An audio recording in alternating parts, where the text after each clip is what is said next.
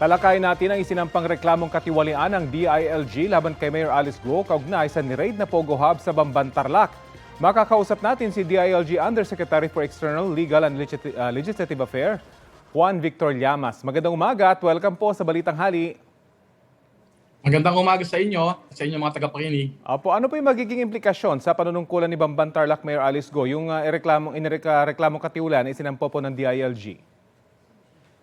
Doon sa aming reklamo, no, meron kaming rekomendasyon doon, may prayer kami na magkaroon ng preventive suspension laban kay Mayor Alice Guo pending further investigation ng Ombudsman. No? Ang ibig sabihin ng preventive suspension ay pansamantala muna siyang mawawala sa pwesto habang nagkakaroon ng investigasyon. So ayun na magiging implikasyon nun habang may investigasyon. And then, kung ano man ang resulta nitong kasong ito ay malalaman natin, no, kung ano rin yung possible na penalty laban sa kanya.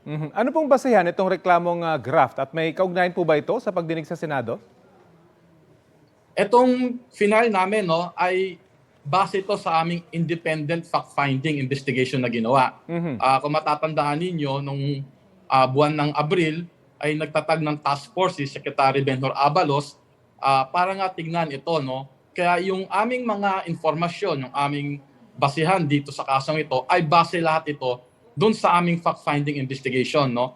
Bagamat ang Senado ay may kapangyarihan din na magkaroon sila ng sarili nilang investigasyon. At lumalabas naman yung mga informasyon na sa Senado at mga informasyon na nakuha namin ay nagtutugma naman. Meron ho bang pagkakaiba o meron ho bang dagdag na nakita kayo sa inyong investigasyon na hindi lumabas dito sa Senado?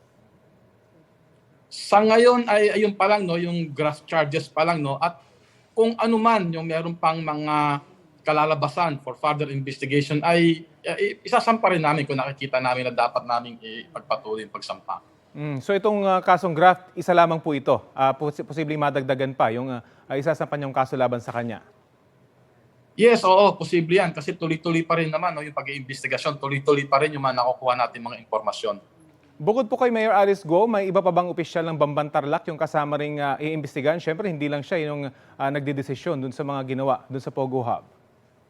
Actually, dun sa na-file namin na kaso sa Ombudsman, no, nandun din yung mga ibang opisyalis ng local government units ng Bamban Tarlac.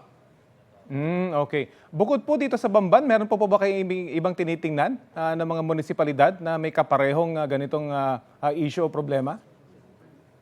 Sa ngayon, Rafi, wala pa. Pero sa tingin ko, no, pag mag-uusapan pa namin yan ni Sekretaryo at kung ano pa yung direksyon niya na ibibigay sa amin tungkol dito.